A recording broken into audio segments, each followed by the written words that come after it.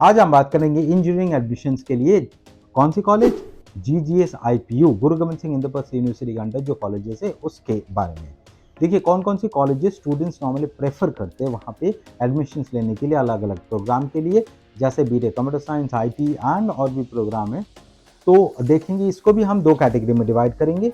एक कैटेगरी है जो गवर्नमेंट कॉलेजेस है, एक कैटेगरी है जो प्राइवेट कॉलेजेस है।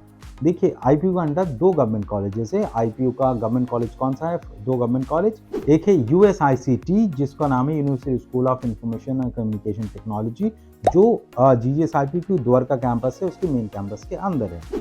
दूसरा कैंपस है USAR university school of automation and robotics जो कि ईस्ट दिल्ली में है। दोनों ही जीजीएस आईपीयू के अंडर आता है, दोनों गवर्नमेंट कॉलेजेस है। तो यहाँ पे अगर आपको एडमिशन चाहिए तो आपको प्योरली आपकी जेईई मेंस के बेसिस पे काउंसलिंग होगी, उसी काउंसलिंग की बेसिस पे ही आपका एडमिशन होगा। अब आते हैं प्राइवेट कॉलेजेस में। तो प्राइवेट कॉलेजेस में एडमिशन की दो प्रोसीजर है, एक तो काउंसलिंग जेईई मेंस के बेसिस पे होगा और दूसरा है 12th के बेसिस पे आपकी मैनेजमेंट कोटा की काउंसलिंग होगी। तो ये तरीका। अब कौन कौन सी कॉलेजेस प्राइवेट में है जो टॉप रैंक है, और इनफैक्ट आई सजेस्ट कि कौन कौन सी ऐसी कॉलेजेस है प्राइवेट में जो स्टूडेंट्स अपनी रैंक के बेसिस पे पहले प्रेफरेंस में रखना चाहते हैं। वो है Maharaja Agrasen institute of technology जो कि रोहिणी दिल्ली में है।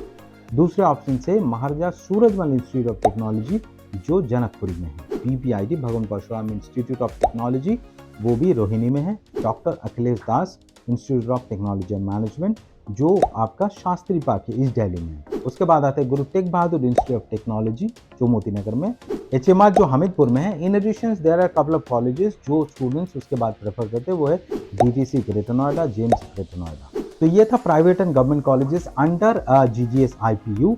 अगर आपको इस कॉलेज में एडमिशन चाहिए तो कैसे क्या करना पड़ेगा? देखिए इस कॉलेज में एडमिशन के लिए 85% सीट्स दिल्ली के लिए रिजर्व है and 15% seats all India category में जाते हैं।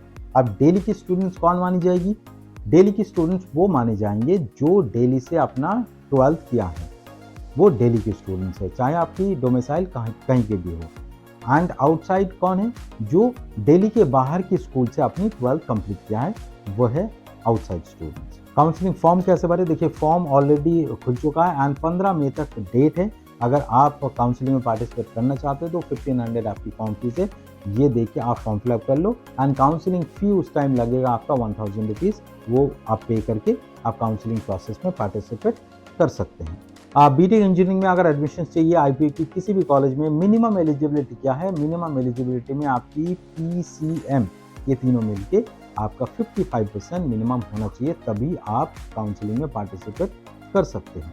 Reservation policy as per the standard rule of the government of India आपकी रिजर्वेशन पॉलिसी है, जैसे एससी एसटी ओबीसी की रिजर्वेशन है। अब एक क्वेश्चन आता है कि ओबीसी की रिजर्वेशन सारे स्टूडेंट्स को बेनिफिट मिलेगी? देखिए ओबीसी रिजर्वेशन की बेनिफिट स्टूडेंट्स को मिलेगी गवर्नमेंट कॉलेजेस में, प्राइवेट कॉलेजेस में ओबीसी की रिजर्वेशन की बेनिफिट नहीं मिलेगा। दूसरा है स्टूडेंट्स जो आउटसाइड दिल्ली का है उनकी ओबीसी यहाँ पे काउंट नहीं होगा, वो जनरल काउंट होगा। उनको ओबीसी की बेनिफिट चाहे गवर्नमेंट हो चाहे प्राइवेट हो किसी में भी नहीं मिलेगा। तो ये था short video on GGS IPU. इसके ऊपर हर कॉलेज के ऊपर हम cut off, placements and academics, admission process in particular in management quota कैसे होगा, ये सारे डिटेल वीडियो हमारे इसी चैनल पे आने वाला है।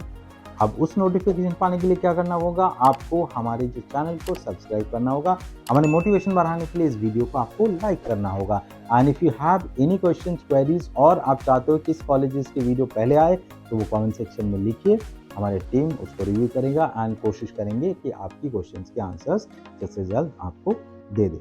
एडमिशन रिलेटेड कोई क्वेरीज हो हमारे नंबर पे कॉल एंड व्हाट्सएप करके हमारे काउंसलर से बात करके आपकी सारी क्लैरिटी ले सकते हैं।